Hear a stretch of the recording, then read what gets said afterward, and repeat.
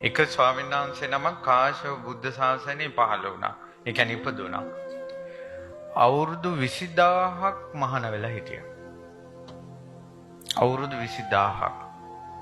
මම හිතන්නේ මහාන වෙලා තියෙන්නේ අවුරුදු 100න්.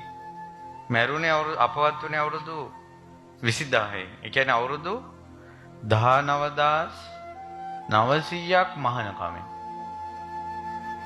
ඒ අවුරුදු ටිකේ තනිකරම සිල් රැක්කා. ඉන්ද්‍රිය සංවරය පුරුදු කළා. භාවනාව පුරුදු කළා. මහානකම පිරිසුදුවම රැක්කා. එහෙම රැකලා ඒ ස්වාමීන් වහන්සේ මාර්ගඵල අවබෝධ නොකොට මිය ගියා. කර්මානුරූපව ඉපදුනේ මං හිතන්නේ දෙවියන් අතර ඉපදිලා ආය මනුස්ස ලෝකෙ ඉපදුණා.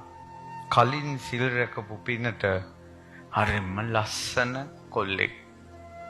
හරිම කඩවසම්. කතාව හරි මිහිරි. අය කලින් පින් කරපු කෙනෙන්නේ.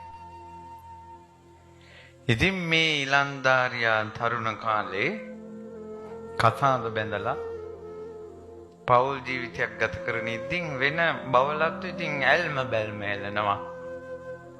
ඉඟි බිඟි පානවා. ඉතින් මෙයත් ඒකටම සෙට් වෙලා ගියා. යන තැන බවලත්තු. එතකොට ආල පාල ගෙවල් වල රින්ගන්න ගත්තා. අහුනෙත් නෑ. පුළුවන් කාලේ රට වටේම ඇවිදලා බැරි වෙනකොට ඔය ගෙවල් වල පාඩු ඉතින් ඉඳලා ඔහෙ මැරිලා ගියා. මට පුදුම හිතුනේ මීට කලින් අවුරුදු 20000ක් බඹසර රැකපු කෙනෙක්. බඹසර කියලා කියන්නේ කිසිම කාම ආසාවක් තෘප්තිමත් කරන්නේ නැහැ. සියලු කාම ඇසුරෙන් වෙන් වෙලා පිරිසිදු මහානකමක් ගත කරපු හාමුදුරන් වහන්සේ නමකට මේ ඉපදී යන සංසාරේ එක ජීවිතයක් ආවා. අනුන්ගේ ගෑනු පිටිපස්සේ යනවා. වැරදි කාම සේවනයෙන් කරනවා. මැරුණා. මැරිලා නිරාදුක් විඳලා මනුස්ස ලෝකෙ ඉපදුනා කෙල්ලෙක්. දැන් සත්තු නොමැරුවාට මේකෙන් ඈතර උනේ නැත්තම් රස්සාව හැටියට සත්තු මරණ ජීවිතවල අපි උපදිනවා. මම වුණත් මේකෙන් ඈතර උන්නේ නැත්තම් ඒ භයානකම මට තියෙනවා. හොත්පසින් වෙනස් චරිතයක් හැදෙනවා. මිනිහලා නම් එපා කියලා තිත්ත වෙලා ඉන්න කාන්තාවෝ සමහර වෙලාවට සංසාරේ වෘත්තිය හැටියට ගණිකා වෘත්තිය තෝරගන්න පුළුවන් සංසාරේ. හොත්පසින් වෙනස්.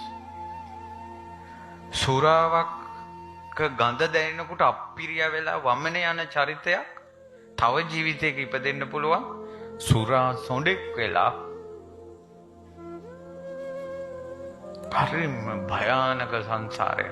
මොන සැපයක්ද මේ සංසාරේ තියෙන්නේ? මොනවද අඩු මේ සංසාරේ දුක් කරදර වලින්? නිවනමයි එකම සාන්තිය. ඊතර වීමමයි එකම සාන්තිය. ඔය අපි දැන් විඳින දුක, ඔයාලා ගෙදර මොන හරි ප්‍රශ්නයක් තියෙනවා නම් ඔය වගේ ප්‍රශ්න වලට ආත්ම භාව කෝටි ගාණක් ඔබත් මමත් මොහොන දුන්නා. ඕවා නම් ඉවර වෙන්නේ නෑමයි. ඉවර වෙන්නේ නෑ ඔය ප්‍රශ්න.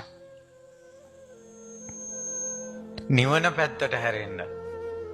අපේ ගෙදර ප්‍රශ්නේ විසඳ ගන්නවා කියන පැත්තට හැරෙන්න එපා. ඇයි මේ මුලාවකට හැරෙන්නේ? ඇයි බොරුවකට හැරෙන්නේ? කියන්නකො මේ ගමේ ප්‍රශ්න නැති ගෙදර? කරදර ඉවර වෙච්ච ගෙදරක් කියන්නකො. දැන් ඔන්නරේ කෙල්ලෙක්. දැන් ඉන්නවා කිසි කෙනෙක් ආදරේ නැහැ. දැන් මේ පොඩි කෙල්ලට ආදරේ නැහැ කවුරු. අම්මලා තාත්තලාවත් එච්චර ගණන් ගන්නෑ. සංසාරේ කරන ලද පිනකුත් මේකට ඇවිල්ලා ඉපදුනේ